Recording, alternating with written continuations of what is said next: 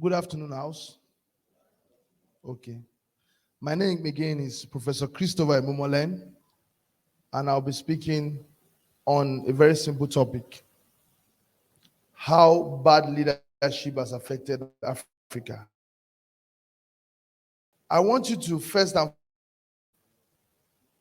before I go in depth, let me quickly appreciate the organizers of this program. I most often time love to share my thoughts about Nigeria and how we intend to take our dear country to the next level. I want to appreciate the organizers of this program for giving me this platform to speak and be heard. We need to be heard. We need to have a voice. If we don't have a voice, you might most likely become the best person nobody knows, then you are not the best. No matter what you have in you, if nobody know of it, then it's nothing. Today we are in the political era where many persons are talking about the next leader, the next person to lead us. And one of the very fundamental problems I believe we have as a nation is chances, giving chances for those that have bright knowledge to demonstrate their capacity in leadership. The first set of people that will not give you chance is the Nigerian people themselves, because they will lock up their mind to believe that the only persons competent to lead us are those who have led us before. And they complain, who are the other people? We don't know them. How would you know them when they don't have the same money that the other persons who have led before have? You must give chances. Even from the employment scheme of Nigeria, we have people who are told that, we need a job, you must be 25 years old, but you must have 10 years experience. To get a job, 25 years, you see, that is the problem. As people, as a country, for us to begin to search for true leaders, we need to open up our mind to see, to know who are applying for the job to manage our country. Nigerians have pockets, groups, large numbers of competent young minds who can change this country. One, the fear of, would I get the chance, even when my face is there, make many of us seated here to sit at back. And allow those who are mediocres, who possibly are just rich, to begin to lead this country into nowhere. But we are not going to give up. If you look at the 15, 16, 17 presidential candidates, if I ask a question, how many of us know them? Possibly we only know 4 or 5. Who is the presidential candidate of other parties? Nobody. When people apply for the job to manage your organization, to manage your country, I said this in many presidential debates I have been opportunity to stand. The first we must do as a nation is to research, know who they are. Selecting leaders based on crowd decision, based on sentiment, will lead us nowhere. As many of us know, who have opportunity to do something great, we know that great things happen by individual decision.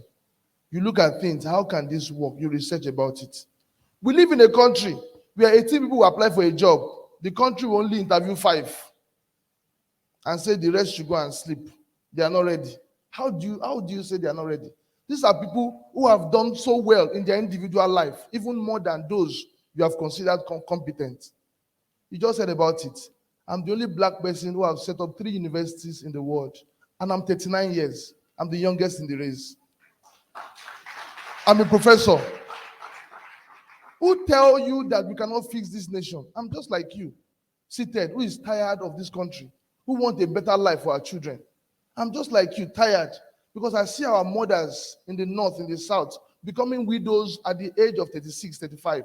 My mother was a widow at 37 years. So I knew what widowhood could do to women. I lost my father when I was 12.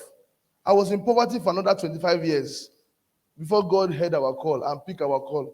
So many people say, you are still calling. God has not picked your call. And something happened.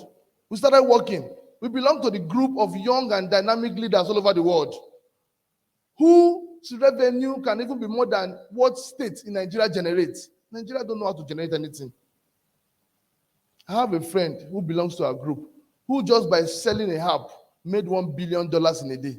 $1 billion today is how much in Nigeria currency? 750 billion. Some states cannot generate that in the next 10 years.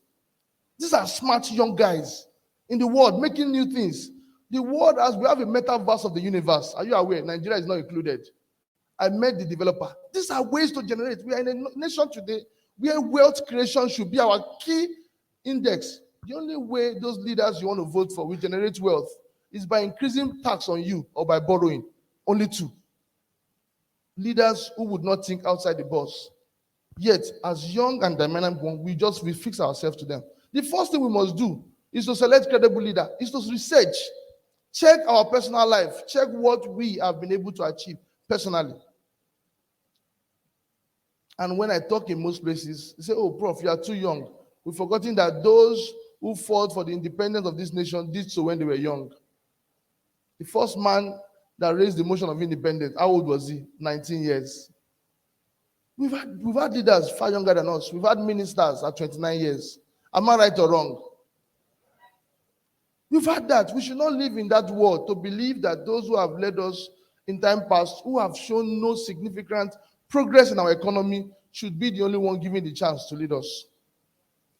If we can open up our mind, believe me, we'll begin to see that the other 15 candidates that nobody is talking about might just be the solution to taking Nigeria to the next level. I'm not even here talking about myself. If a company is under duress, if a company is having a problem repeatedly for so long, many of you are CEOs here, what do? You need a new manager. You need to bring people outside the organization to fix that problem. When we look at the problem of Nigeria, it's purely leadership problem. It has eaten down to the people in Nigeria. Today, we have a country of about 96.1 million people living in poverty. We have a country where over 18.5 million children are out of school. In states like Zamfara, schools have been shut down for 3 years. Why? Due to insecurity. Imagine what will happen to those children. Someone spoke about Japa. We want to Japa. Yes, because human being naturally will move, just like diffusion, in the direction of what is. That is natural. There is nothing called patriotism when the citizens are not benefiting from the country. You demand for patriotism when citizens have benefits. You cannot. So we must begin to look at that. I'm talking to the people first before I talk about the leaders. The problem of bad leadership in Africa starts from the mind of Africa itself. I've spoken to a lot of groups. I've traveled to various places. You see many candidate people who say that candidate is not serious. No. Is Nigeria by itself ready for a change? When we speak fantastic English. I've gone to a conference. After talking to them, I want to change Nigeria. They said, after, what do you bring for us? If there's no bag of money here, then we are not going to listen to you. How do we want to change? You have forgotten that when you collect money from these people, you have sold your future. You have sold your destiny. Because those people are not going to make those roads. They're not going to build those roads. They're not going to build those hospitals for you because they're going to recover back their investment. And I often say this, Nigerians, we need a change of mindset. That is our biggest challenge. It will be very difficult. A country that is not educated, it might be so difficult to change the mindset of people. I'm not talking to people in Lagos. You need to travel to states like to go to the north, go to some states in southwest. You will see that the large chunk of Nigerian population are not, they don't know anything. They believe they know, they don't know. They rather die than to know. So when you try to make them know, it's a problem. It's a big issue. We need an educated country. If we are not educated as Nigerians, our mind cannot be reformed. Education. That is why I've invested so much in education. She mentioned 60,000. No. If you hear about Global Wealth University in Ghana, Togo, Sierra Leone, if you hear about Pan American College in California, if you hear about South Amazon University in Costa Rica, those colleges belongs to me. And I believe so much in education. That is why I open up those schools to start giving scholarship to black, not just in Nigeria, all over Africa. We have done more than 500,000 scholarships. More than. When ASU was on strike, I made a publication. I said, all schools, all university students on strike, please go to SUSU website, go and register for digital learning, bachelor degree for free, $6,000 waiver. Because of value, I believe if Africans are not educated, that is where our problem starts from. It starts from the man. It starts from the mind. Once we are not educated, our mind is myopic. Once we are not educated, we cannot even make good decisions. We don't know who to lead us. We live too much in darkness that we begin to see. And when we see small, we think we are seeing. Many of you have traveled out of this country. I just came back from Ghana. I told him, I said, I will come for this conference. Countries even in West Africa, go to them, Togo, Benin Republic. Just travel, just cross the border.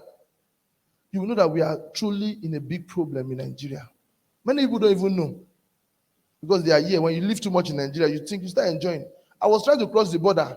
I saw people drinking water from dirty water, and I was almost shedding tears. I said, why? What is happening? And the little girl was laughing. She said, why are you laughing? You know, we are used to poverty. Poverty is not a normal life. That even when you see them and you shed tears for them, they cry for you for crying for them. Say, you know, I'm okay. Why are you crying for me?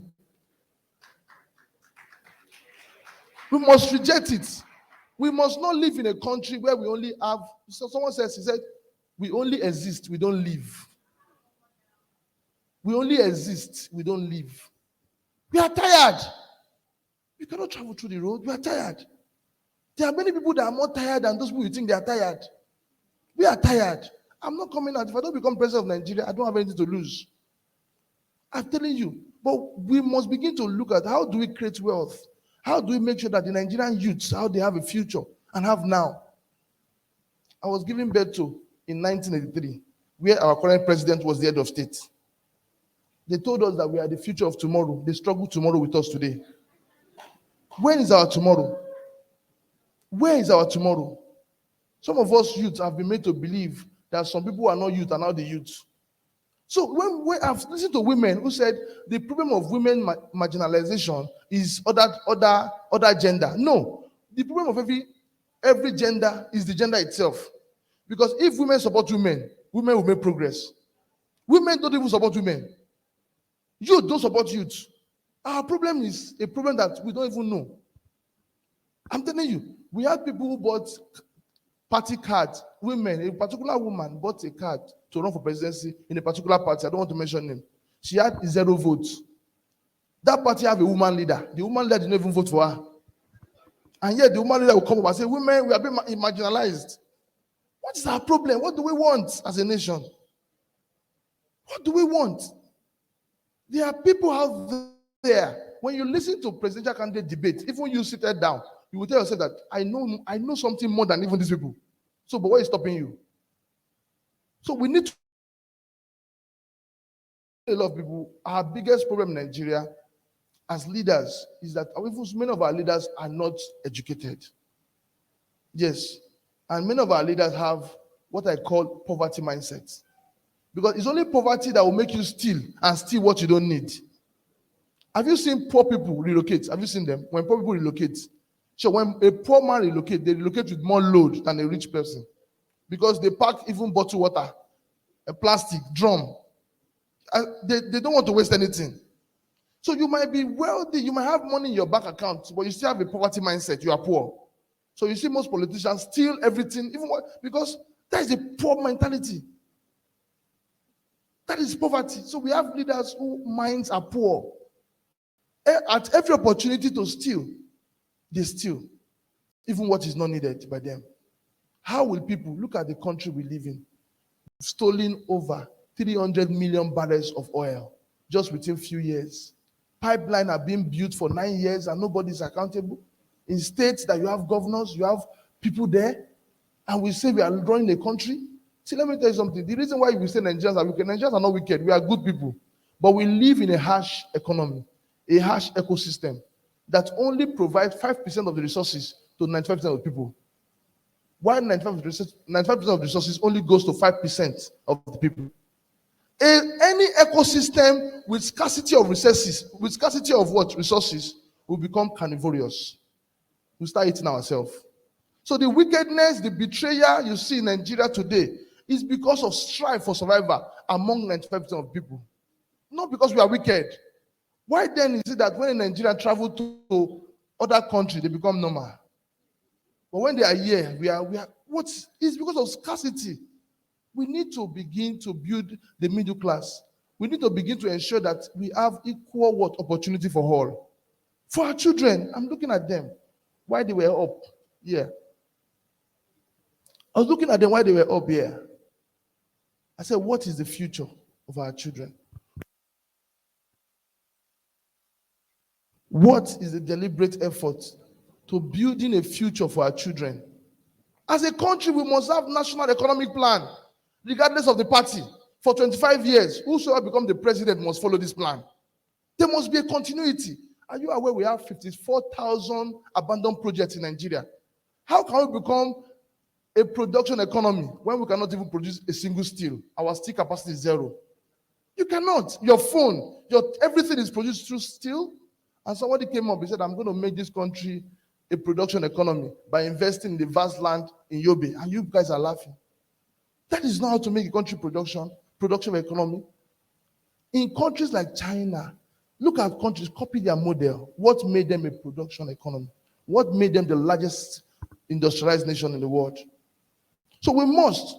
The first thing poor leaders will do to you is to make sure that you run a country without a system. Poor leaders will ensure that you run a country without a system. They are not going to deliberately build a system for you.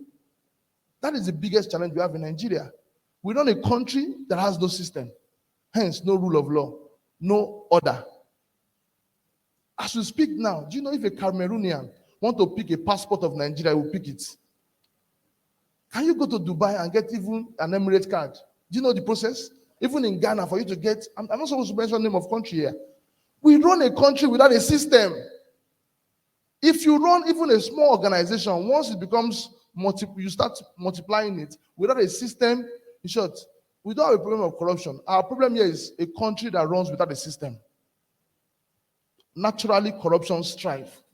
If we must build a country, we need to get leaders who have technological mind, who understand advanced methodology to begin to build a system that will create an institution for us. Many of you who want to japa, said want to japa. By the time you want to japa, even your marriage certificate is not recognized anywhere. They will ask you to go to Ikoyi. That is the only court in Nigeria that have a database for them to confirm a marriage certificate. A country of 200 million population, in 2050, we might probably become a nation of 1 billion population. Are you aware? What are we planning towards that?